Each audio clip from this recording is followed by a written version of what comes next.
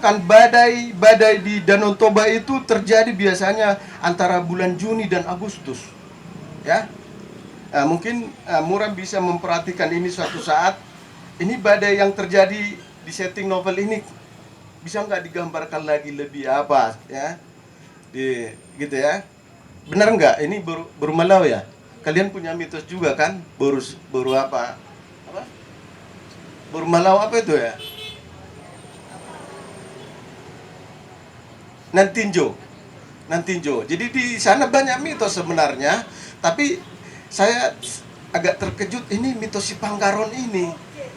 Jadi menurut penggambaran novela ini bahwa 4 generasi setelah si Raja Lotung atau 7 generasi dari si Raja Batak muncul satu kelompok marga yang namanya marga si Panggaron, ya.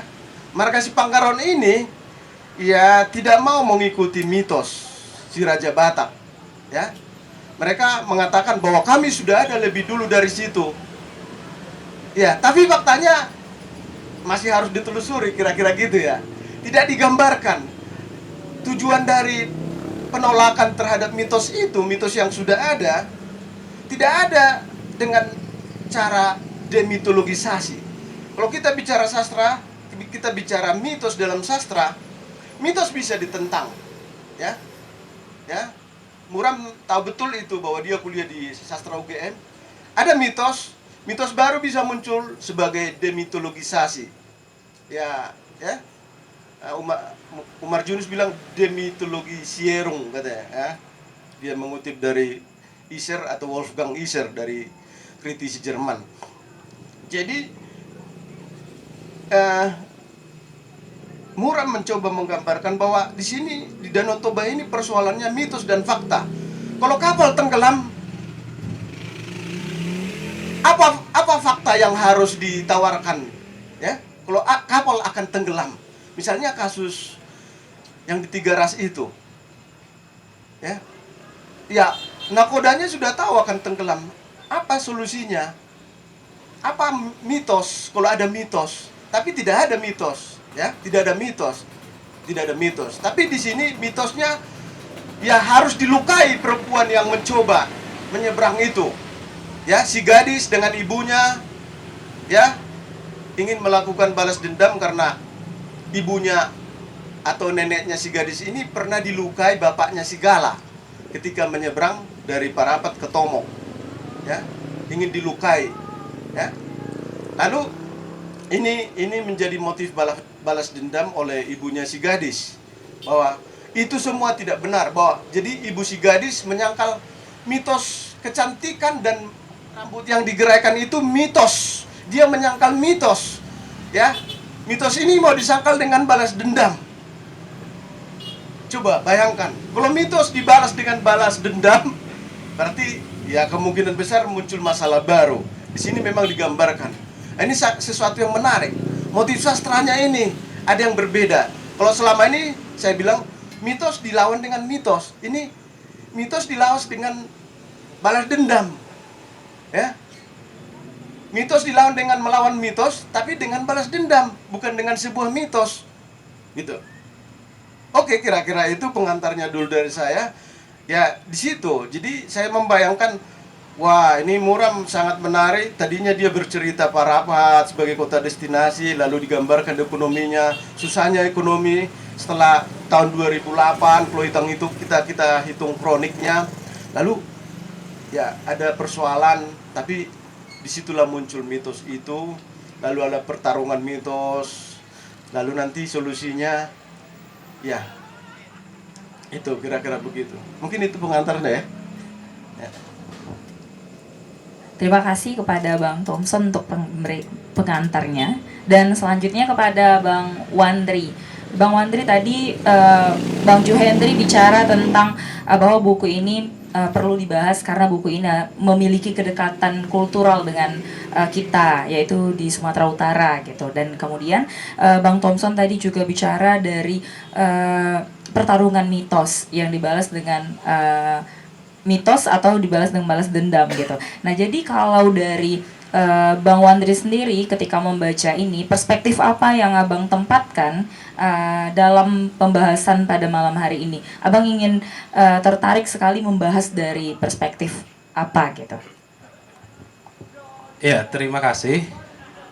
Eh, dari paparkan tadi tentang sebagian dari isinya, tentu para kawan-kawan yang mendengar di sini sudah ada gambaran sedikit ya.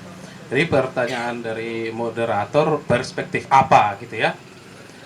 Nah, kebetulan saya juga bertanya kemarin kepada John Power, kenapa Bung menyarankan saya untuk membedahnya gitu kan.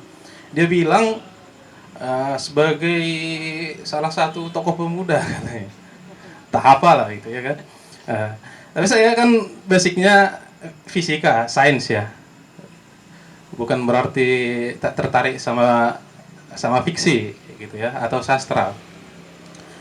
Saat saya di awal membaca novelnya ini, pertama yang terlintas di pikiran saya adalah tentang pembangunan di sekitar Tuba gitu kan. Tapi setelah di tengah saya merasa kabur, dan setelah di akhir saya merasa jong. Nah, kok seperti ini gitu loh. Kenapa saya bilang seperti itu? Saya baca sampai biografi penulis, umurnya berapa gitu kan. Saya agak kecewa gitu. Kok bisa dengan pengalaman yang sudah begitu banyak, kok berani-beraninya mengeluarkan karya seperti ini gitu loh. Ini saya takutnya dengan karya ini, karya-karya yang lain itu jadi terdegradasi gitu. Yang karya sebelumnya udah lumayan, ini kok seperti ini gitu loh. Kenapa saya bilang seperti itu? Pertama, saya tidak melihat ada kerja keras dalam menulis ini gitu loh. Risetnya seperti apa, bacaannya sebelum membuat ini apa gitu loh, ada buku berapa gitu kan. Karena kebetulan saya kan dari Toba gitu kan. Ada ketidak pentingan di dalam tema ini gitu loh. Oke lah kalau misalkan kita mau ada menjaga tata krama di sana gitu kan. Ada beberapa hal yang mau kita tawarkan, mungkin empati, kok lingkungan makin rusak, tata krama makin tidak ada gitu kan. Dan kita ingin membuatnya menjadi sebuah tulisan yang tidak frontal gitu kan.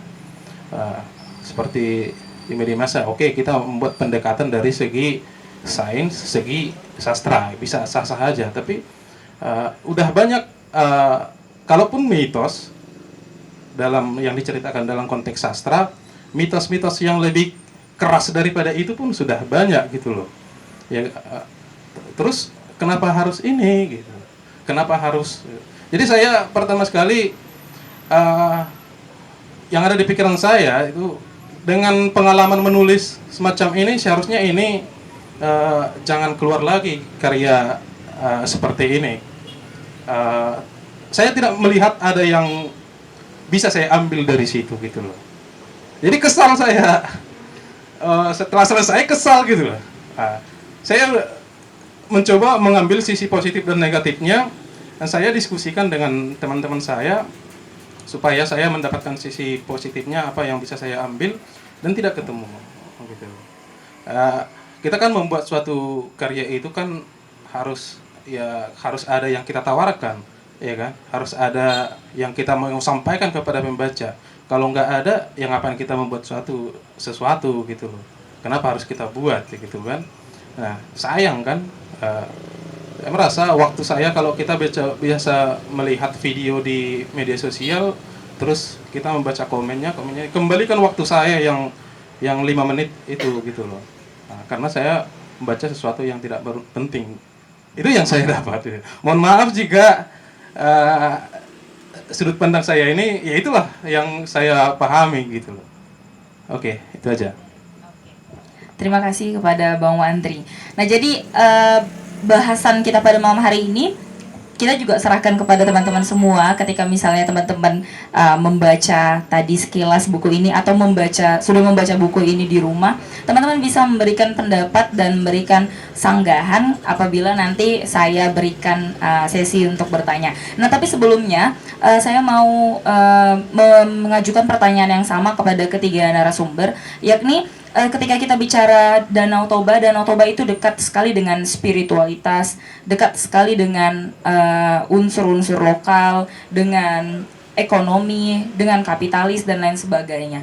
Nah, jika kita kaitkan dengan buku Tepi Toba ini, yang pastinya tadi seperti Bang Thompson katakan sebelumnya, ada pertarungan sastra ataupun ada ada wacana-wacana satir yang mungkin halus, ataupun ada wacana-wacana lainnya yang ingin ditandingkan untuk menyampaikan pesan. Tapi tadi Bang Wandri tadi kan menyampaikan kritik, tidak ada pesan yang bisa diambil. Namun pasti narasumber punya perspektif berbeda-beda, karena cara membaca seseorang pun pasti berbeda-beda pula. Nah, jadi saya mau bertanya kepada ketiga narasumber, kira-kira ketika membaca buku ini, apa yang bisa menjadi pesan yang paling penting untuk kita ambil dalam menjaga kelestarian Danau Toba? Oke, terima kasih. Saya melihat ada beban di buku ini sebenarnya. Maka lalu saya kaitkan dengan tokohnya, yaitu si Boban. Boban di bahasa Batak beban ya.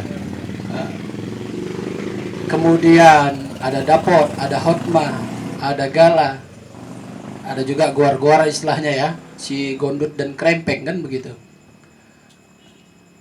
Aku melihat inilah sebuah